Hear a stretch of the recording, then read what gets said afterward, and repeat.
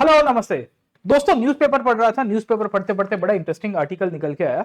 Article में लिखा गया था कि हमारे भूतपूर्व वाइस प्रेसिडेंट साहब धनखड़ साहब जो है उनको एक नहीं पर तीन तीन पेंशन मिलेंगे। कैसे कि एक फॉर्मर वाइस प्रेसिडेंट के रूप में मिलेगा, एक एमपी के रूप में और एमएलए के रूप में। आर्टिकल में यह भी लिखा गया है कि वो पहले राजस्थान में किशनगढ़ विधानसभा से एमएलए रह चुके हैं और इसके लिए उनको 42,000 रुपीज तक का पेंशन मिलेगा। इसके सिवा वो एक बार एमपी भी रहे, मेंबर ऑफ पार्लियामेंट भी रहे, उसके लिए उनको 45,000 रुपीज का वन टाइम एमपी के रूप में उनको उसका भी पेंशन मिलेगा।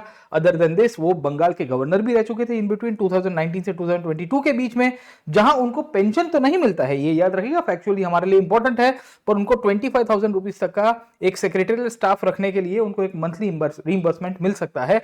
इसके सिवाय एज ए वाइस प्रेसिडेंट उनको 2 लाख रुपए का पेंशन प्लस और भी पर्क्स मिलेंगे, जैसे कि बंगलो, एक सेक्रेटरी, एक additional personal secretary, assistant physician, nursing officer और 4 अटेंडेंट रखने के भी उनके पास ये प्रिविलेजेस मिलेंगे। अब मुद्दा यहां से ये निकल के आता है कि यहां से एक ही व्यक्ति विल सी की मल्टीपल पेंशन कैसे ले सकता है। तो देखो, लीगलिटी में कोई प्रॉब्लम नहीं है क्योंकि ये सब कॉन्स्टिट्यूशनल पोजीशंस उन्होंने होल्ड की थी।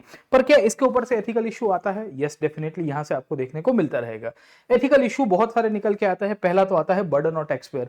ऑलरेडी आप इतनी हाई प्रिविलेज पोजीशंस के ऊपर रह चुके हैं, 2 लाख रुपए तक का पेंशन वीपी के रूप में मिलेगा प्लस एडिशनल वीएलसी की एमपी एमएलए के रूप में। बहुत लोगों का यह मानना है कि नहीं लेंगे तो चलेगा, इससे पब्लिक के अंदर जो ट्रस्ट है, जो पॉलिटिकल लीडर्स के प्रति, वो और उभर के आएगा। राइट, यहां पे लीडर्स को एक एग्जांपल सेट करना चाहिए ऑस्टेरिटी के रूप में कि भाई देखो, हम एक एमपी के रूप में ऑलरेडी रह चुके थे, एमएलए के रूप में रह चुके थे, और वीपी है, वीपी की तो सबसे इतनी हाई पोजीशन है, तो ऑलरेडी वीपी का पेंशन मिल रहा है, तो बाकी आप गिव अवे कर सकते हो।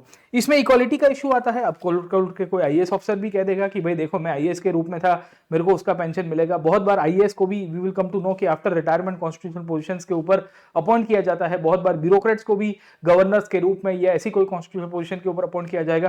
क्या वो भी 2-2 3-3 पेंशन ड्रॉ करेंगे? तो इक्वालिटी का भी इशू निकल के आएगा। और अल्टीमेटली इसमें जनता के प्रति जो जनता का जो ट्रस्ट होता है सरकारी इंस्टीट्यूशंस के ऊपर, लीडर्स के ऊपर, वहां पे कहीं ना कहीं ट्रस्ट डेफिसिट क्रिएट होता है।